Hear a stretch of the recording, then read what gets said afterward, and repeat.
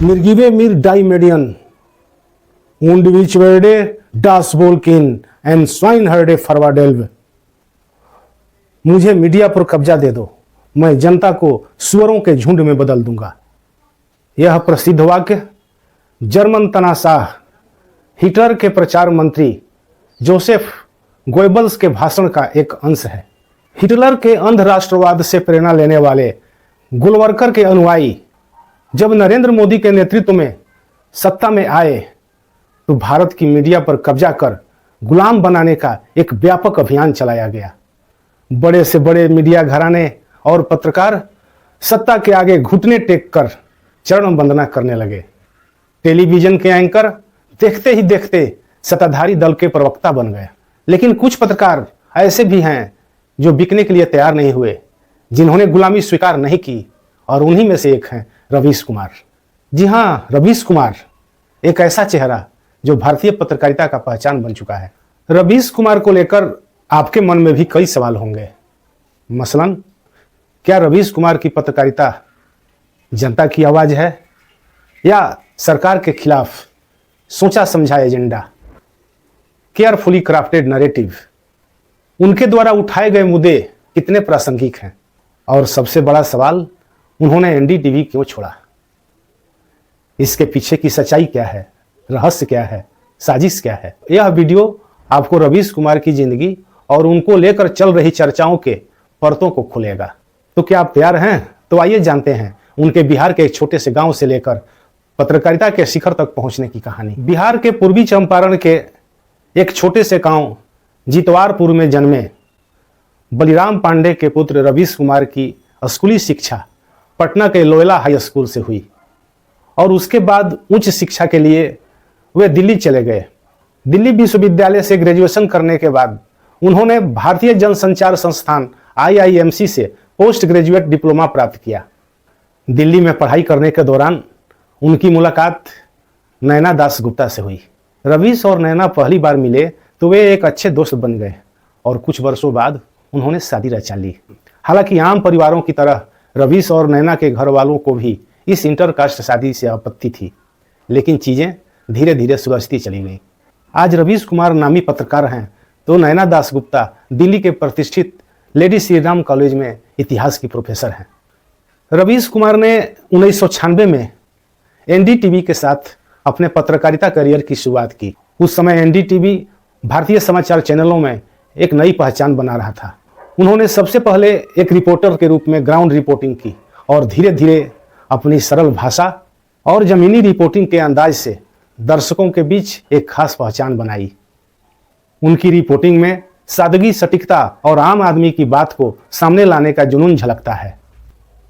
NDTV पर उनका show prime time बेहद लोकप्रिय हुआ। उन्होंने इसे भारतीय समाज, राजनीति और अर्थव्यवस्था पर गहन विश्लेषण का मंच बनाया। रवीश कुमार को उनकी पत्रकारिता के लिए कई अवार्ड मिले। Ganesh Shankar Vidyarthi award, Red Ink award, International Press Freedom award, Ramnath Goenka award और सबसे महत्वपूर्ण रेमन मैगसेसे अवार्ड, जिसे एशिया का नोबेल अवार्ड माना जाता है। इसके अलावा रवीश को पत्रकारिता और सामाजिक मुद्दों पर चर्चा के लिए कई पुरस्कार मिले। उनकी गहन प्रासंगिक रिपोर्टिंग ने उन्हें व्यापक पहचान दिलाई। और फिर आया 2014 के बाद का दौर। भारत के मीडिया घरानों पर कब्जा करने के लिए अंबानी और अडानी जैसे दोस्तों को आगे कर दिया गया और देखते ही देखते कई मीडिया घरानों का स्वामित्व इन कारपोरेट्स के हाथों में आ गया। ऐसे में पत्रकारों और संपादकों पर दबाव बढ़ गया कि वे सरकार के खिलाफ या उनके व्यापारिक हितों के खिलाफ रिपोर्टिंग न करें। सरकारी एजेंसियों जैसे ईडी, आईटी, सीबीआई का उपयोग स्वतंत्र आवाजों को दबाने के लिए किया जाने लगा। स्वतंत्र पत्रकारों और छोटे मीडिया आउटलेट्स पर हमले बढ़ गए। उन्हें धमकाया जाता, उनके खिलाफ केस दर्ज किया जाता और कई पत्रकारों को तो जेलों में डाल दिया गया। क्या आप बर्दाश्त कर सकते हैं कि इतने महान देश में एक आजाद मीडिया नहीं है? ये गर्व की बात है। जितने भी पुराने और सांस्थानिक मीडिया थे, सब के सब गोदी हो गए। यूट्यूब का भी फॉर्मूला ये लोग एक दिन निकाल लेंगे। आजाद पत्रकारों के लिए खतरे बढ़ने वाले हैं। राष्ट्रीय सुरक्षा से जोड़कर उन्हें अब दबाया जाएगा। इसके नाम पर पहले ही कई लोगों को फर्जी तरीके से जेल में बंद किया गया है। आप जानते हैं, कई उदाहरण दिए जा सकते हैं। तो अब बारी आजाद पत्रकारों की है। मगर आप जनता ने YouTube पर अजीत अंजुम, अभिसार से लेकर संजय शर्मा, पुण्य प्रसून वाजपेयी, श्याम सिंह, मीरा, गिरधारी लाल, साक्षी जोशी, निखिल वागले, इन सभी के चैनलों को सब्सक्राइब किया है। इसका मतलब है आप इस खेल को समझ गए हैं, तभी आप आजाद पत्रकारों को अपना रहे हैं।